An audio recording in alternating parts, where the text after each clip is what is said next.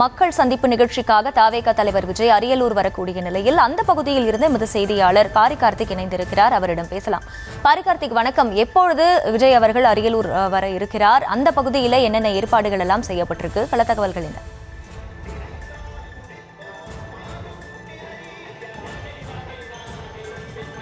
வணக்கம். நடிகர் விஜய் கட்சி ஆரம்பித்து முதல் முறையாக மக்கள் சந்திப்பை நிகழ்த்துகிறார். ஏற்கனவே 2 மாநாடுகள் மூலமாக பல்வேறு அரசியலை பேசிய விஜய் அவர்கள் தற்போது நேரடியாகவே மக்களை சந்திப்பதற்காக மக்கள் அதிகமாக கூடும் இடங்களை தேர்ந்தெடுக்கிறார். தொடர்ச்சியாக திருச்சி, அரியலூர், பெரம்பலூர் என இந்த 3 மாவட்டத்தை சேர்ந்த அனைத்து நிர்வாகிகளையும் தற்போது வரவேற்புக்காக காத்திருக்கிறார்கள். அதன் அடிப்படையிலே நாம் இருக்கக்கூடிய அரியலூர் பழைய பேருந்து நிலையத்தில் இருக்கிறோம். இங்கு சற்று நேரத்தில், அதாவது திருச்சியில் நிகழ்ச்சி முடித்துவிட்டு நேரடியாக அடுத்த கட்டமாக அரியலூர் வருகிறார். இதன் தொடர்ச்சியாக குன்னம், பெரம்பலூர் என இந்த 4 இடங்களில் அவர் பேசுவார் என்று கூறப்படுகிறது.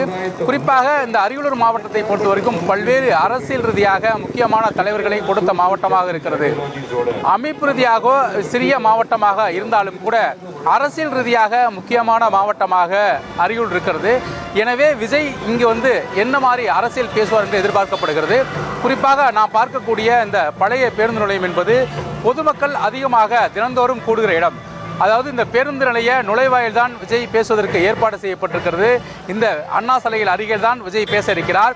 நாம் பார்க்கக்கூடிய தற்போது இயல்பாக இருக்கக்கூடிய இந்த இடம் இன்னும் சற்று நேரத்தில் தொண்டர்களால் வழியும் என்று எதிர்பார்க்கப்படுகிறது. குறிப்பாக பல மாவட்டங்கள், சுற்றி இருக்கக்கூடிய பல மாவட்டங்களிலிருந்து விஜய் ரசிகர்கள் இங்கே வருவார்கள் என்று எதிர்பார்க்கப்படுகிறது. திருச்சியிலிருந்து சிதம்பரம் பைபாஸ் வழியாக நேரடியாக இங்குதான் வருகிறார். எனவே இங்கு வரும் விஜயை வரவேற்க தற்போது சாலையின் இருபுறமும் பல்வேறு விளம்பர பதாகைகள் தமிழக வெற்றி கழகத்தினுடைய தொண்டர்களால் நிறுவப்பட்டிருக்கிறது. அரியலூர் அதிகமாக தொழிலாளர்கள் நிறைந்த ஒரு மாவட்டமாக இருக்கிறது. குறிப்பாக சிமெண்ட் தொழிற்சாலைகள் இங்கு அதிகமாக இருக்கிறது. எனவே விஜய் இது குறித்து எவ்வாறு பேசுவார் என்று எதிர்பார்க்கப்படுகிறது. மேலும் தொடர்ச்சியாக அருகில் கொள்ளிடமாறு விவசாயி என விவசாயத்தை நம்பியிருக்கக்கூடிய ஒரு பக்கம் இந்த அரியலூர் மாவட்டம் இருக்கிறது. எனவே விஜயனுடைய அரசியல் முக்கியமாக இருக்கும் என்று எதிர்பார்க்கப்படுகிறது.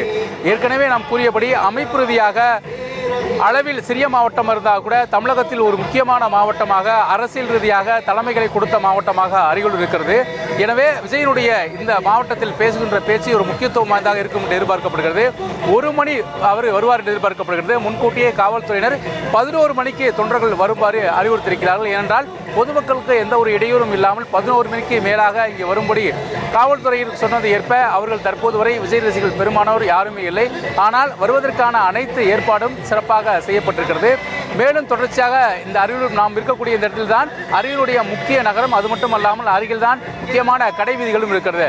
எனவே விஜய் வந்து செல்லும் வரையில் தொடர்ச்சியாக இந்த இடம் முழுவதுமாக மக்கள் கூட்டமாக இருக்கும் என்று எதிர்பார்க்கப்படுகிறது.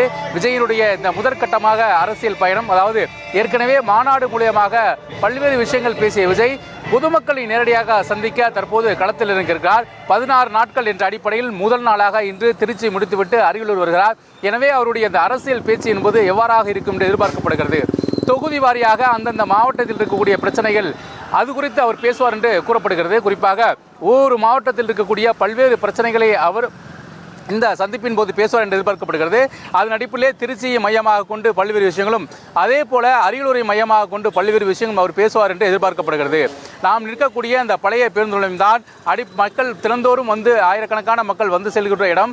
எனவே விஜய் வரும் பொழுது இந்த இடம் அதிகமாக மக்கள் கூட்டமாக பொதுமக்களுக்கு சிரமம் ஏற்படும் என்பது எந்த ஒரு குறிப்பாக எந்த ஒரு இடையூறும் இல்லாமல் அவர்கள் இந்த பிரச்சாரத்தை இங்கு செய்யவே முடியாது. முதற்கட்டமாக மக்களை சந்திக்கிறார். அவர் என்ன பேசுவார், எப்படி பேசுவார், எந்த மாதிரி விஷயங்கள் எல்லாம் அவர் பேசுவார் என்று எதிர்பார்க்கப்படுகிறது. ஏற்கனவே அவர் பேசியது எந்த ஒரு புள்ளி விவரமும் இல்லாமல் சாதாரணமாக பேசிவிட்டு கடந்து போகிறார் என்று அரசியல் ரீதியாக பல்வேறு விமர்சனங்கள் இருக்கிறது.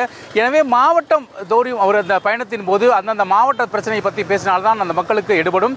எனவே இந்த அளவில் அவர் மாவட்ட பிரச்சனைகள் குறித்து எவ்வாறு அவர் கையாளப் போகிறார், எவ்வாறு அவர் பேசப் போகிறார் என்று பிரியும் எதிர்பார்க்கப்படுகிறது. அருகில் கல்லூரி, மருத்துவமனை உள்ளிட்ட பல்வேறு இடங்களும் இங்கு இருக்கின்றன.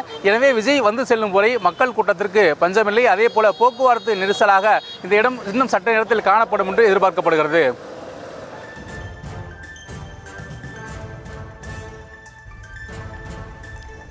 களத்தில் இருந்து விவரங்களை வழங்கியமைக்கு நன்றி பாரி கார்த்திக்.